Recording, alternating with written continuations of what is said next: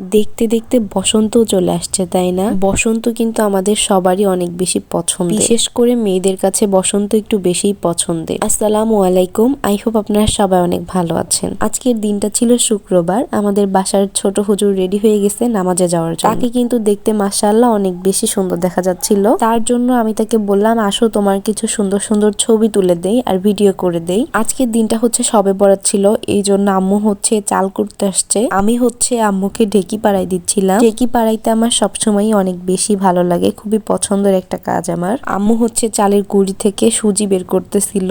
আমাদের বাসায় হচ্ছে আজকে চালের রুটি বানানো হবে। আজকে যেহেতু বসন্ত ছিল, এই জন্য ইনায়াকে হচ্ছে শাড়ি পরে একটু ভিডিও করতেছিলাম। আর এই শাড়িটা হচ্ছে সম্পূর্ণ গজ কাপড় কিনে ওর আম্মু বানাই দিছে নিজে হাতে। তারপরে চুলার পাড়ে এসে দেখি আম্মু হচ্ছে মুরগির মাংস রান্না করতেছে।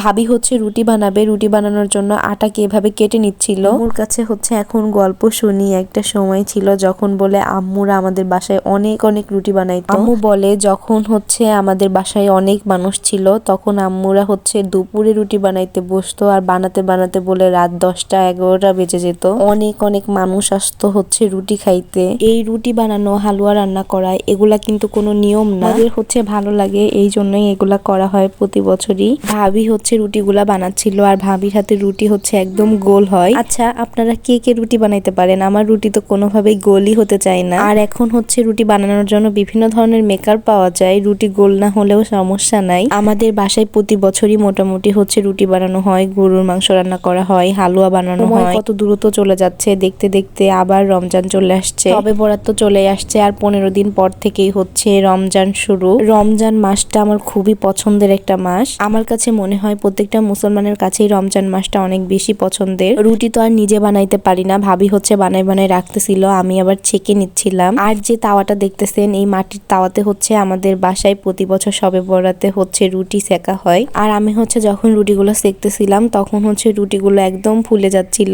দেখতে কিন্তু অনেক বেশি সুন্দর দেখা যাচ্ছিল রুটিগুলো। তো মাংস আগেই রান্না করে রাখছিল, তারপরে হচ্ছে আম্মু হালুয়াটা রান্না করতেছিল। আমার আম্মুর হাতের হচ্ছে দুধের যে কোনো জিনিসই খাইতে অনেক বেশি মজার হয়। তারপরে আমি হচ্ছে রুটি, মাংস, হালুয়া সবকিছু নিয়ে খাইতে বসে যাই। খাওয়া দাওয়া শেষ করে হচ্ছে আমরা সবাই মিলে নামাজে দাঁড়াই। তারপরে হচ্ছে নামাজ শেষ করি। নামাজ শেষ করে আমি হচ্ছে একটু তসবিহ পড়তেছিলাম। আর আজকেই হচ্ছে আমাদের বাজারে আগুন লাগছিল সন্ধ্যার দিকে, তখন হচ্ছে অনেক বেশি মানুষ ছিল, এই জন্য আমরা কেউই হচ্ছে যাই নাই। তারপরে আমরা বাসার সবাই হচ্ছে নামাজ কালাম পড়ে রাত 11টার দিকে যাই, যে কেমনে পুড়ছে, কি হয়েছে একটু দেখে আসি। দেখলাম অনেকগুলা দোকানি হচ্ছে একদম পুড়ে গেছে, এমন ভাবে পুড়ছে যে কিছুই নাই, তারা কিছুই বেরও করতে পারে নাই।